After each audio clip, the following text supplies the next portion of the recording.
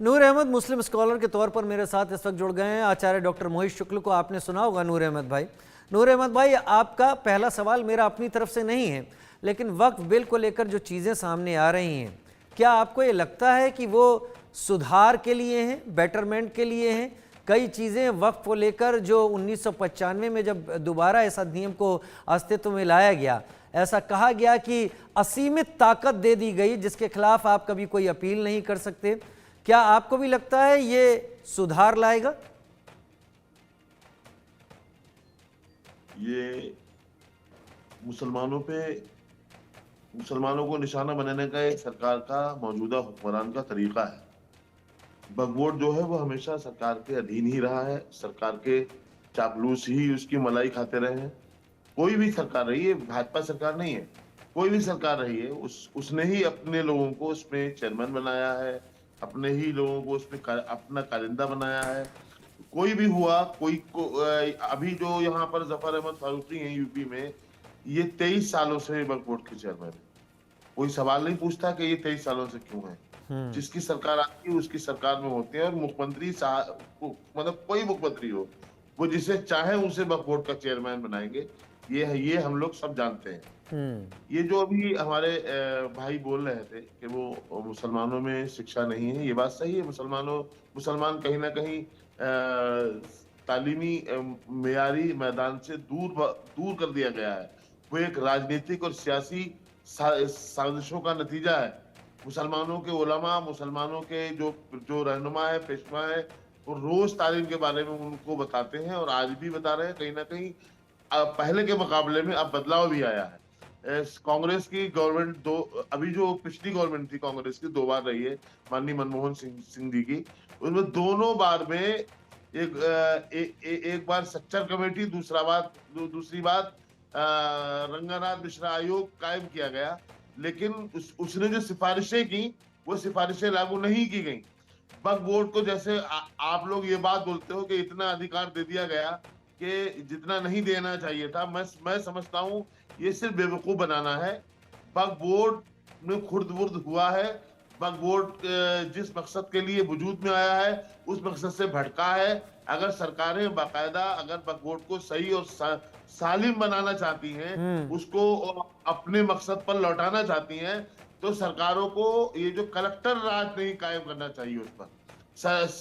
मैं मौजूदा हुक्मरान से कहूंगा कि तरीका कार बदलिए, उसमें आप ईमानदार लोग लेकर के आइए, उसमें बहुत सारी ऐसी चीजें करिए जिससे उसकी जमीनें जो हड़पी जा रही हैं, लोग वो जो जमीनें छीन रहे हैं, लोगों के कब्जे में है, वो उनसे कब्जा मुक्त कराइए। बात आपकी ये भी सही है कि कई जगह हो सकता है कि वक्फ की जमीन पर भी कब्जा हो, इससे मैं इनकार नहीं कर सकता। तलाशा जाएगा तो शायद मिल भी जाए, लेकिन 1995 में जो बात कह दी गई कि अगर वक्फ ने किसी का क्लेम कर लिया तो कलेक्टर को उस आदेश की तामील करानी होती थी, उसके खिलाफ आप अपील नहीं कर सकते थे।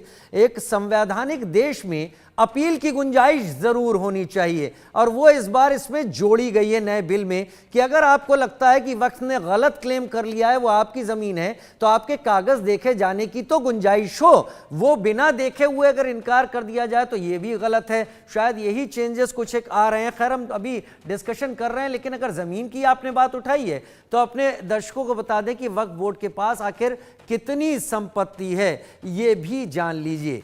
देश भर की अगर बात करें, पूरे भारत की 8,70,000 से ज्यादा प्रॉपर्टी वक्फ के पास है। रेलवे और डिफेंस के बाद सबसे ज्यादा जमीन वक्फ के ही पास है। 9.4 लाख एकड़ यानी 9,40,000 एकड़ में फैली है वक्फ की जमीन।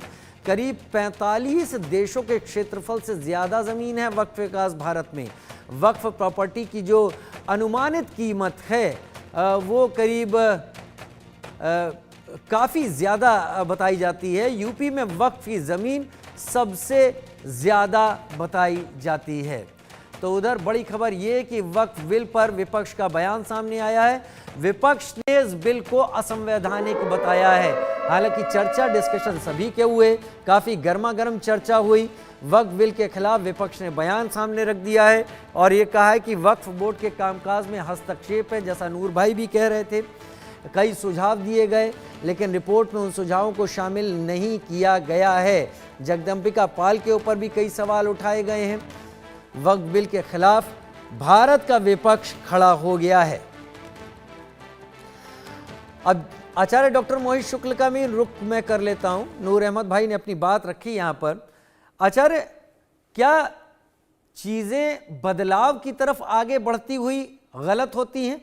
क्या इतने दिनों से जो चीजें चली आ रही थी, आपने 1954 की बात की वक्फ की, जब उस एक सपोर्ट के तौर पर था, 1995 में अधिनियम की बात हुई, तब कई चीजें ऐसी जोड़ दी गई जिनके असरात बाकी आने वाले दिनों में देखे और समझे गए, और यह पता चला कि कई जगह तो वक्फ ने केवल क्लेम करके ही लोगों को इस हालत में डाल दिया कि वो कहीं अपील तक नहीं कर पाए और वो चुपचाप खामोश रह गए, क्योंकि अपील का कोई जरिया ही नहीं था। क्या ये बदलाव वाकई सही है, या भारत का विपक्ष जो कह रहा है ये दखलंदाजी है?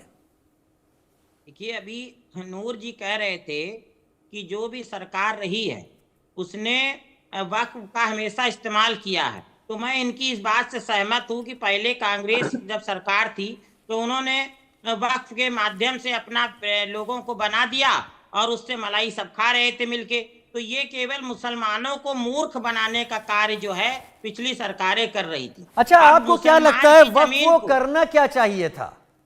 देखिए, वक्फ को करना ये चाहिए था कि वक्फ में ईमानदार लोग, जैसा अभी नूर साहब की मैं बात का समर्थन करता हूँ कि ईमानदार लोग आगे आए, और मुसलमान अब ये समझ चुके हैं कि ये पिछली सरकारें केवल हमें मूर्ख बना रही थी और अपना उल्लू सीधा कर रही थी। तो इनको समझ में आ गया है, मौलाना साहब की बातों से स्पष्ट हो रहा है कि वक्फ ने मुसलमानों की शिक्षा की व्यवस्था नहीं की, उनकी आर्थिक स्थिति को सुदृढ़ नहीं किया। अभी आपने बोला 8 लाख एकड़ से ज्यादा जमीन वक्फ के पास है, और उसके बावजूद कितने गरीब मुसलमानों को मकान बना के दे दिया, घर बना के दे दिया। तो केवल जो है ये विपक्ष जो है इस वक्फ बोर्ड के माध्यम से मुसलमानों की जमीन अख्तियार तो कर रहा था, और ये पहले कांग्रेस पार्टियों में भी हुआ, कई मस्जिदों पे दावा कर दिया मुस्लिमों की प्रॉपर्टी, कह दिया आपके पूर्वज वक्फ पर कर गए, और कह दिया वो बेचारा परेशान है, अब उसका घर ले लिया, मकान ले लिया, प्रॉपर्टी ले ली, बाप दादा बोल दिया कि कर गए। अब कागज तुम दिखाओ, कहां से वो कागज दिखाएगा पूर्वजों की संपत्ति को मुगलों के समय की थी। अब देखिए किस तरीके से जो है मुस्लिमों को शोषण हुआ, और अब वक्फ में जो बदलाव आ रहा है उसके तहत ये फायदा होगा कि कम से कम अगर किसी मुसलमान की संपत्ति या किसी हिंदू की संपत्ति वक्फ अख्तियार करता है तो वो हाई कोर्ट जा सकता है, वो सुप्रीम कोर्ट जा सकता है, वो अपनी संपत्ति को वापस मांगने के लिए कोर्ट की शरण में तो जा पाएगा। अभी तक तो वो कोर्ट ही नहीं जा सकता था। आ रहा हूं नूर भाई, आ रहा हूं, सुन लीजिए जरा, बता दिया। बोलिए जी, कुंभ की जमीन को, महाकुंभ की जमीन को वक्फ ने अपना कह दिया, तो ये हिंदू मुस्लिम में विवाद उत्पन्न करने की बात वक्फ ने कही। दूसरी बात कि गोपेश्वर महादेव मंदिर हुसैनाबाद लखनऊ में बना, मैं लखनऊ से ही बोल रहा हूँ, वहां पर वक्फ ने कागज तो दिखाए नहीं, जमीन मंदिर को अपना बता दिया, जमीन को अपना बता दिया, बोर्ड भी लगा दिया। अब वहां पर जो है बोर्ड लगा दिया, जब वहां पर कहा भाई ये मंदिर तो बहुत पुराना है, तो कह दिया कि हुसैनाबादी पूरा वक्फ का है। तो इस तरीके की बातें हिंदू मुस्लिम में झगड़ा कराने की वक्फ की तरफ से हमेशा पारित करती जाती रही हैं, विवाद क्रिएट करने की। तो इस तरीके की नियत से वक्फ बाज आए, और जब उस पे हाई कोर्ट और सुप्रीम कोर्ट की सरकारें बदलती रहेंगी, मैं बीजेपी कांग्रेस की बात नहीं कर रहा हूँ, सरकारें बदलेंगी मगर नियम कानून सशक्त होना चाहिए, संविधान सशक्त होना चाहिए, और सुप्रीम कोर्ट हाई कोर्ट हमेशा रहेगी। वहां पर हम जा सकते हैं और मौलाना साहब भी जा सकते हैं और अपनी अपनी बात कह सकते हैं, और मुझे विश्वास है देश की न्यायपालिका न्याय करेगी। तो ये जो सुधार हुआ है कि न्यायपालिका जाने का रास्ता खुला है, इससे हिंदू मुसलमानों सबका भला हुआ है और आपसी मतभेद खत्म होंगे, भाईचारा देश में कायम। ठीक है नूर भाई, बहुत अच्छा नूर भाई, ऐतराज, सवाल और उसको लेकर कोर्ट अदालत के सामने जाने का जो हक अब तक नहीं था, वो हक हासिल होने से क्या फायदा नहीं होगा? क्या कम से कम जहां वक्फ कह रहा है कि ये मेरी जमीन है, दूसरा कह रहा है मेरी जमीन है, और इसका फैसला अगर तय होकर वक्फ के हक में निकलता है तो वो चीज क्लियरिफाई हो जाएगी, क्लियर हो जाएगी, ये तो वक्फ ही जमीन है। लेकिन जैसा अभी मोहित शुक्ल भी कह रहे हैं कि कई मामले ऐसे हैं जहां पर मंदिर है या पुराने मंदिर हैं, वक्फ